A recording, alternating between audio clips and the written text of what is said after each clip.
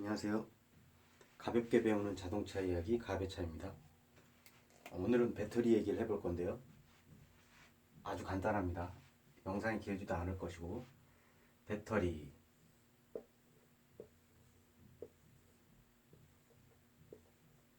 이 안에 납하고 묽은 황산이 들어가 있어요.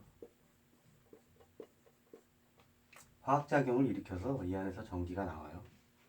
여기가 플러스, 마이너스, 우리말로 하면 더하기, 빼기. 플러스 마이너스를 구분하는 방법은 플러스는 마이너스보다 단자가 조금 더 커요. 육안으로도 확인할 정도로 누가 봐도 조금 더 커요. 마이너스는 좀 작고, 또 마이너스 단자에서 나온 케이블을 잘 따라가 보면 차체에 붙어 있어요. 딱. 자동차는 마이너스를 차량 전체를 쓰기 때문에 접지로. 그래서 보통 차체 배선들은 플러스만 끌고 갑니다. 다 각지로. 실내등 배선도 플러스가 가고, 뭐 뒤에 테일라이트도 플러스만 가고, 그리고 마이너스를 고기 근처에 금속에 접지를 시켜주면 이게 결국 돌아서 마이너스 들어오는 거겠죠. 이 배터리가 방전이 되는 이유는 크게 두 가지가 있어요. 발전기가 발전이 안 돼서 방전되는 경우는 경고등이 뜨기 때문에 그걸 모르고 다니는 사람은 없으니까 일단 크게 두 가지만 설명을 드릴게요. 첫째, 배터리 자체 문제. 배터리 수명이 다 된 것. 둘째, 배선 쪽이 어느 지점이 됐든 방전이 되는 것.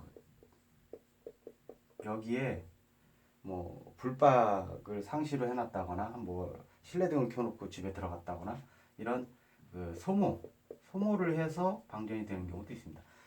이 배선 쪽에 방전되는 경우 중에 배선 자체의 고장으로 인한 방전은 이 부분을 수리를 하고 배터리를 교환을 하든 아니면 충전을 해서 쓰든 해야 됩니다. 그리고 소모돼서 하는 경우도 배터리가 교체한 지 얼마 안 된 경우라면 뭐 짧게는 한두 번에서 두세 번까지는 점프 케이블을 이용을 해서 시동을 걸어서 내 차에 있는 발전기로 충전을 해서 쓸 수가 있는 경우가 있습니다.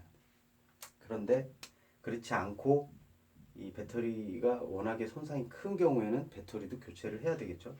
일단 중요한 건 차에 쓸데없는 전기장치를 달지 않는 게 중요해요. 그러면 배터리가 방전이 됐으면 점프를 해야 되겠죠. 보통 점프 케이블이 있어야 되니까. 사실은 요즘 보험회사가 잘 돼 있기 때문에 1년에 두 번인가 점프를 대줍니다. 승용차들 대주는데, 혹시 뭐 내가 뭐 보험을 부를 처지가 못 되거나 또는 케이블 점프 케이블 있고 지인이 뭐 내가 대줄게 그럼 될 수 있거든요. 점프를 댈 때에는 배터리가,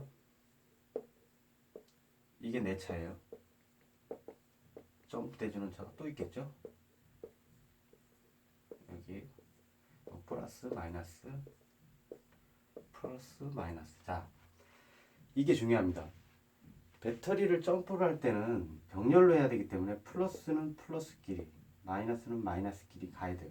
그런데 이게 순서가 있거든요. 아까 얘기했을 때 이 마이너스는 차에 접지가 돼 있다 그랬어요. 플러스는 이 접지, 즉 차체의 어느 곳이든 금속에 대면 전기가 통하는 거예요. 배터리를 이렇게 점프하기 위해서 하나를 더 할 때, 그래서 제가 더하기 빼기를 써놓은 건데 이렇게 외우시면 편해요. 배터리를 더할 때는 더하기 먼저 작업, 배터리를 뺄 때는 빼기 먼저 작업. 무슨 뜻이냐? 점프를 할 겁니다. 그럼 더하기 먼저 하라 그랬죠? 배터리를 더할 거니까. 그러면 플러스끼리 케이블을 먼저 연결을 합니다. 그 다음에 빼기, 마이너스를 이쪽에 먼저 물리고, 원래 FM은 차체끼리 물립니다. 원래 안전성이나 뭐 그런 문제로 이 차체끼리 이렇게 연결을 합니다. 그런데 대부분은 그렇게 하지 않고 막 이렇게 연결하는 사람도 있고, 여기서 찝고 여기서 이 차체로 찝어주는 경우가 있는데, 가능하면 요즘 차들은 뭐 ECU라든가 BCM이라든가 전자장비가 많기 때문에 가능하면 차체끼리 해주는 게 좋습니다. 자, 그러면 점프할 때는 그렇게 한다 그랬죠. 그러면 뺄 때는 점프가 이제 점프를 해서 시동이 걸렸어요.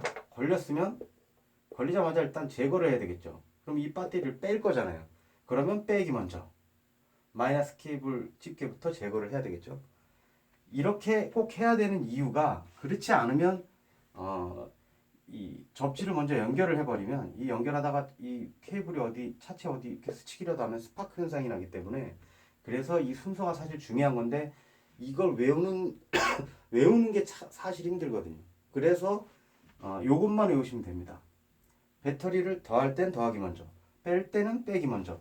그거는 내 차의 배터리 교환할 때도 마찬가지예요. 내 차의 배터리를 예를 들어서 방전이 다 된 배터리를 뺄 거예요 이제. 그러면 아까 말씀드린 대로 플러스 마이너스. 자, 뺄 때는 빼기 먼저. 공구 가지고 여기 10mm 정도 풀어서 터미널 제거하고 그 다음에 플러스를 제거를 합니다. 이 순서가 맞지. 그렇지 않고 플러스 먼저 작업을 하다가 옆에 차체에 스패너 같은 것이 닿으면 쇼트가 나겠죠. 그리고 더할 때 다시 이제 새 배터리를 얹었을 때는 더하기 먼저, 플러스 먼저 단자를 연결하고 그 다음에 마이너스를 연결. 그러면 안전하게 배터리를 교환을 할 수가 있는 거예요.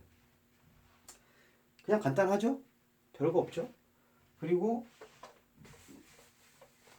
내 차의 배터리를 교환을 언제 해야 되느냐. 그게 사실상 이게 뭐 답은 없는 건데 보통 승용차 기준 잘 쓰는 사람은 5년 이상 쓰는 사람도 있어요. 그런데 보통 승용차 보편적인 평균치로 봤을 때 제가 봤을 때는 3년에서 5년을 씁니다. 배터리를 3년에서 5년을 쓰고 화물차 같은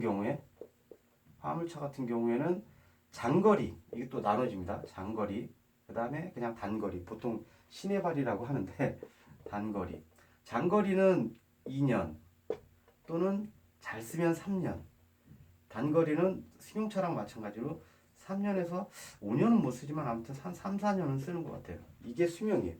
자, 내 배터리가 승용차인데 3년, 한 4년을 썼어요. 4년을 썼는데 방전이 됐어요. 교환을 해야 할까요? 아니면 충전해서 써야 할까요? 그 인터넷에 보면 이런 글들이 올라와요. 무슨 글이냐면 그 11번가나 이런 데 가면 무슨 충전기 해가지고 뭐 배터리를 보관한다고. 근데 사실상 그거는 맞는 말이라고 보기는 어려워요. 왜냐하면 아까 납이 들어있다 그랬고 황산이 들어있다 그랬잖아요. 근데 지구상에 존재하는 물질은 영원한 게 없거든요. 사용을 해서 사용 기간이 다 된 배터리는 납하고 황산하고 소실된 부분이 많기 때문에 이걸 아무리 충전을 열심히 한다고 해도 완전 복구는 어렵고 뭐 그 당시에 뭐 한두 달 뭐 또는 6개월 그러기에는 교체를 하는 게 낫다는 얘기죠. 오늘 알아본 그 배터리 얘기는 간단하게 하느냐고 좀 두서없이 막 한 것 같은데 요걸 참고하시면 될 것 같아요. 점프할 때는 더하기 빼기 이것만 외우시면 돼요. 배터리를 더할 때는 플러스 먼저, 뺄 때는 마이너스 먼저. 이상입니다.